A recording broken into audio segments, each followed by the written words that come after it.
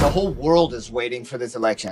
I don't care about which side you're on. Trump, Kamala Harris claims about Bitcoin and bringing more regulation to crypto is just to win over the voters. Now look at the blue side, the Kamala side, right? Where they're begging to sit at the table with leaders now. Been in power before and he didn't do much for the crypto side. Like, why is no one holding him accountable for that? Saying like, you had 4 years to do something. There's so much money on the God-blessed sidelines right now, waiting for it, frothing at the mouth. What is going on with this current bull market?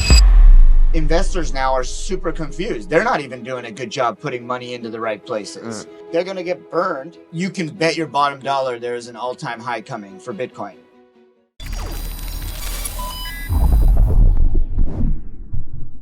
I'm sitting with Kevin Soltani, who is the CEO and founder of the GIMA group. Kevin, I'm so excited to talk to you. Every time I talk to you, I get very excited about crypto, about the future of the space. With that, please explain what is going on with this current bull market. I like where you said bull market. For reference, we're in what, September 2024. September 2024. First of all, I appreciate you. We met in Dubai in a wild time, this is a wild time too. But no, I love what you guys are doing, and you got to keep it professional. You got to keep it clean, and everybody kind of laughs or makes fun or whatever. We've been in this business for 12 years, still wearing the suit, still calling ourselves the suit of blockchain and crypto, because we got to keep this professional. If you want to fight with the institutions coming in, if you want to have a chance at the table, you can't wear a backwards hat and expect to get results. Now, I'm not talking bad about the backwards hat, crypto bros or anything like that. Just the fact is that we got to keep it clean. We got to keep it professional. And I love what you guys are doing for the industry and content. So when you say bull run, you clearly know that, is this a real bull run? Is this a pseudo bull run? Are we just in a weird time? Pre-election in America, everybody's talking about what's going on. So I don't see this as the full potential bull run. Right? I don't care about price action or otherwise. I look at things like volume. I look at things like new projects that are making it out of seed stage and going to, seed A, seed B, how TGEs are working. And I like the way that tokenomics are becoming a little more professional, not 20, 30, 40% at TGE. But at the same time, talk is cheap. Yeah. Talk is cheap. So I like to see more energy and building rather than selling. Everyone in this room and around the world is still in sale mode. Very few builders grinding. Yeah. So I always said the best projects are going to have a tough time competing in this market, because marketing is everything. Yeah. Marketing is everything. So is the bull run being marketed just for hype right now and price action and all of that? Look at volumes, right? Take a look at volumes and the things going on there, and maybe we'll see that the bull run has not begun. So there's a lot to kind of unpack there. Now, with previous bull runs, there were a lot of projects, but it wasn't like a stupid amount. Like the moment, like I think there's something like 300 coins being like different tokens being made a day or something, like something ridiculous. Like there's so many narratives, there's so many things. Like even the capital that is coming in is getting divided into so many different things. It's not like DeFi Sum or something. It's like everything, and meme coins, and I think meme coins have also become a way of saying that, like the ICO craze that we had, like that we're trying to market like companies. Yeah. Meme coins are like, we don't actually need companies, just any stupid thing can take off. What kind of narratives or what actual building are you seeing in the space that's adding value? You said something super important, right? Not just the 300 a day, not just the spread out kind of environment, but the competitiveness in each of those. Now, what I mean by competition is freaking great. It's amazing. In every industry and growth, you want competition. It's healthy. But what you said was important, because you got the deepen angle where a lot of people are trying to tackle it, and no one's really building for the infrastructure, right? The word infrastructure is in the word deepen, and yet no one's building infrastructures for it. They're looking for ways to cloud it out or work with this part, which is GPUs or storage, but no one's actually building anything in the infrastructure space. 4 years ago, we started to build something, not just a plug, but these really genius guys out of fx.land is the website, fx.land, function land, not to plug them, just they built it. $3.5 million in actual building. They have 900 towers that are physical storage units. That's deepen. It's decentralized storage where they can, share with the network and give and get rewards. And then you look at DeFi, right? DeFi keeps going through this up and down cycle, and every time it gets knocked is because of a hack. Yeah. Right. So what does that mean?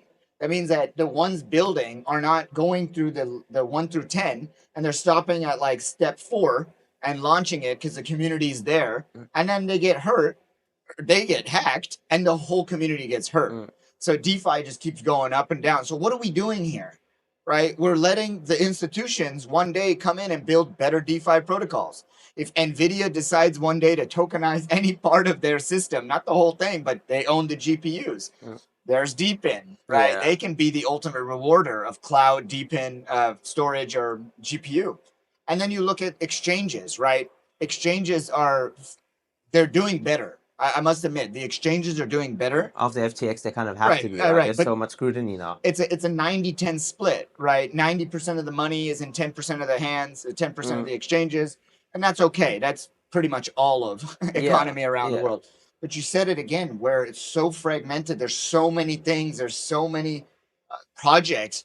Investors now are super confused. They're not even doing a good job putting money into the right places, right? Gaming is being a bastard child of the industry where it's probably supposed to be up front. Yeah. Yet, Web3 gaming had a really bad time in its first cycle. So everyone got burned.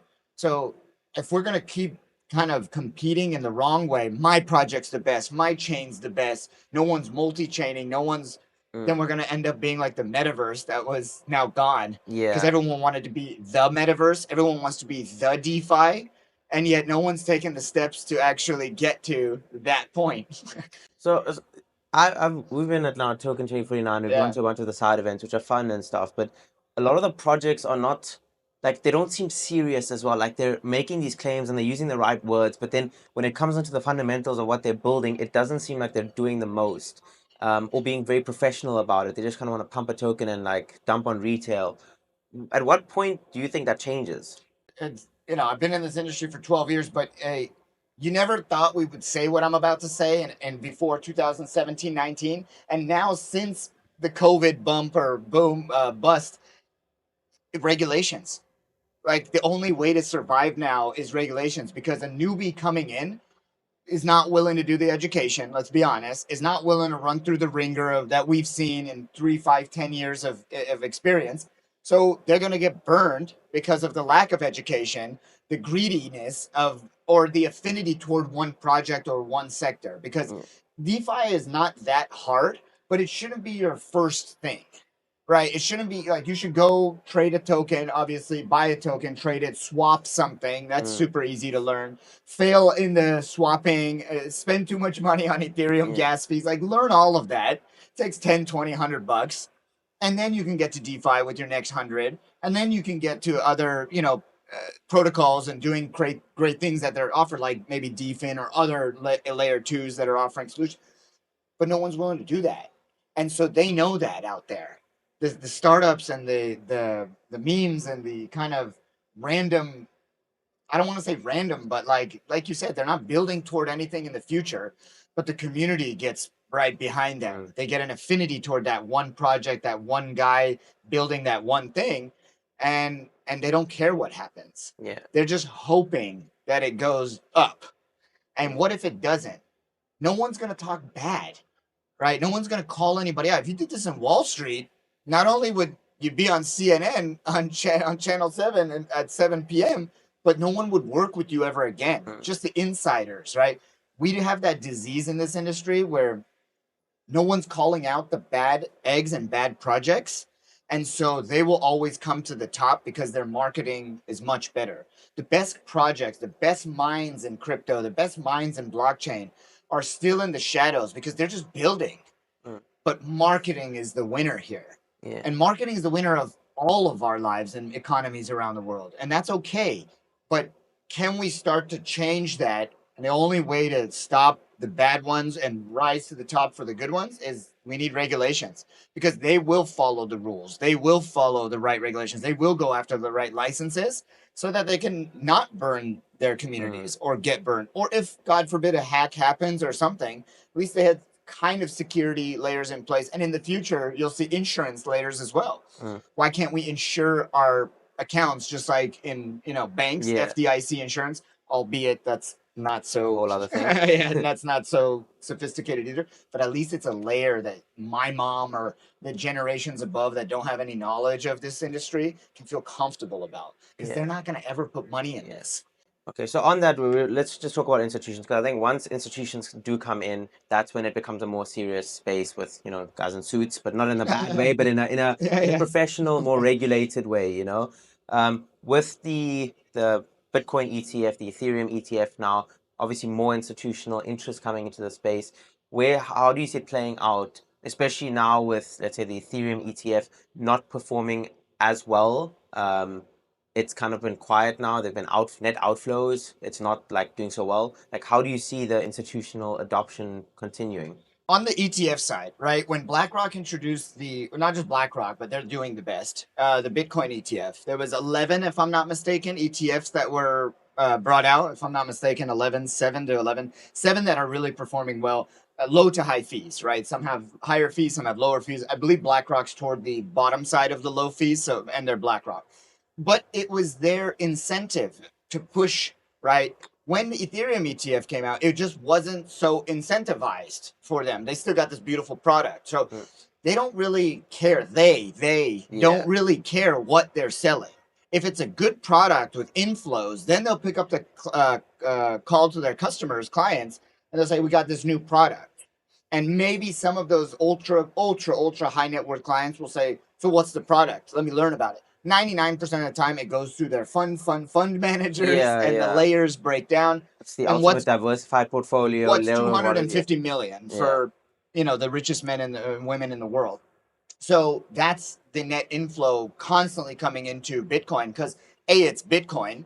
It is the best performing asset class of the last 13 years. That is fact. If you want to compare it to real estate or gold or your dollar or whatever, it is the best performing. That's just not me or you saying that. That's just numbers. So had you been in 13, 15, 10 years ago, you're still better, right? Then you have the ETF, so it's not really difficult to sell. It's this big, beautiful product. The Ethereum ETF needs selling, right? And it's the second one. How much more was left over? You can think about it like the crumbs of the money, or just it required a selling process. I believe Hong Kong dropped it, one of the first ones to drop it a few months ago, and it was like this. Right, the chart was like this, net inflows, and then immediately after, not that it was out, it was just not as high. Look at the COVID bump of when we were all stuck at home. Everybody was like online, so influencers exploded. If you had any type of channel, even with 1 or 10 followers, you have thousands now, because we were all home. You couldn't go out and spend money, and they were shipping money in the mail. Like, everyone just got free money. Couldn't go out and spend it, and then you're on your phone, your laptop, and watching the streamer. TikTok blew up at that point. Same goes with like these ETF. If you're there, right? The Bitcoiners were there. BlackRock was there. They were pushing the narrative. Then you got politics coming in. These guys are saying, no, we're going to ban it. These guys are saying, no, we're going to love it. It's all narrative. What's the narrative for the ETF inflow, right? I'm sorry, the Ethereum ETF inflow, right? It requires selling, right? I would argue maybe even the Solana ETF would have done better because of how many like hardcore fans are behind it right now. But are those fans on capital markets?